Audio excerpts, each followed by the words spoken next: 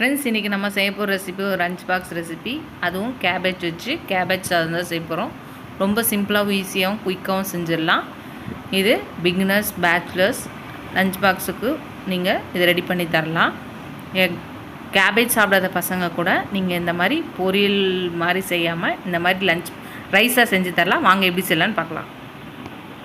Friends, இன்றைக்கி ஒரு lunch box recipe பார்க்க போகிறோம். அதுக்கு ஒரு பேன் எடுத்துக்கலாம்.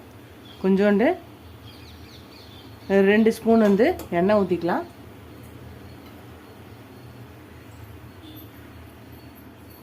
இப்போ 1 ஸ்பூன் சோம்பு போட்டுக்கலாம்.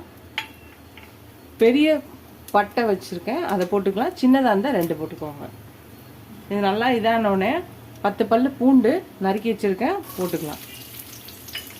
பூண்டு நிறையா இருந்தால் ரொம்ப நல்லது. அப்படியும் போட்டுக்கலாம், பொடியாகவும் நறுக்கி போட்டுக்கலாம். நான் பொடியாக நறுக்கி போட்டிருக்கேன்.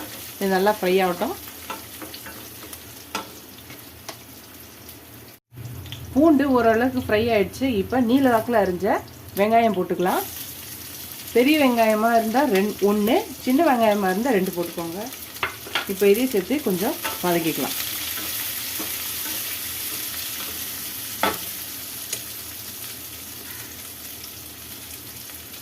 இப்போ 1/4 ஸ்பூன் மஞ்சள்தூள் போட்டுக்கலாம். 2 spoon red chilli powder, 1 spoon தனியா பவுடர், 1 ஸ்பூன் கரம் மசாலா,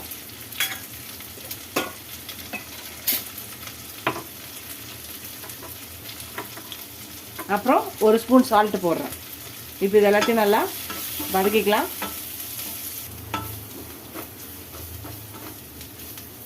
அடுப்பை லோ ஃப்ளேமில் வச்சுருங்க, அடிப்பிடிக்க ஆரம்பிச்சிடும். இப்போ பொடியாக நறுக்குனா கோஸை ஒரு 1/4 கப் வச்சுருக்கேன், அதையும் போட்டுக்கலாம்.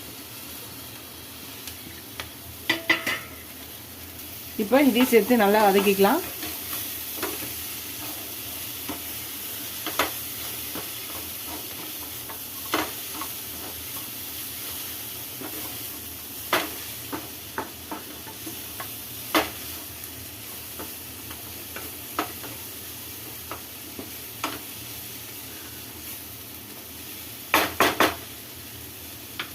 இப்போ லைட்டாக தண்ணி தெளிச்சிட்டு லோ ஃப்ளேமில் வச்சுருக்கோம்.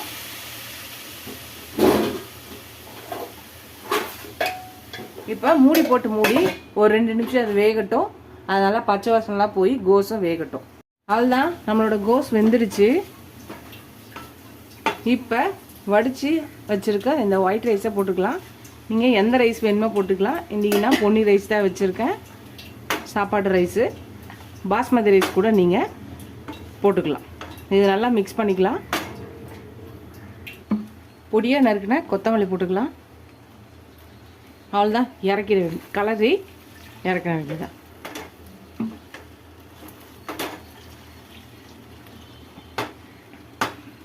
அவ்வளோதான், நம்மளோட முட்டைகோஸ் சாதம் கேபேஜ் ரைஸ் ரெடி ஆயிடுச்சு. Lunch box recipe. நீங்களே சிம்பிளான ஈஸியான டக்குன்னு இந்த கேபேஜ் சாதத்தை ட்ரை பண்ணி பாருங்கள். ட்ரை பண்ணி பார்த்துட்டு எப்படி இருக்குன்னு சொல்லுங்கள். ஃபஸ்ட் டைம் சேனல் பக்கம் சப்ஸ்கிரைப் பண்ணிட்டு பாருங்கள். இதுவரை சப்ஸ்கிரைப் பண்ண எல்லா ஃப்ரெண்ட்ஸ்க்கு தேங்க்ஸ். இதோட அடுத்த ரெசிபியில் பார்க்கலாம். டாடா பாபா ஃப்ரெண்ட்ஸ்.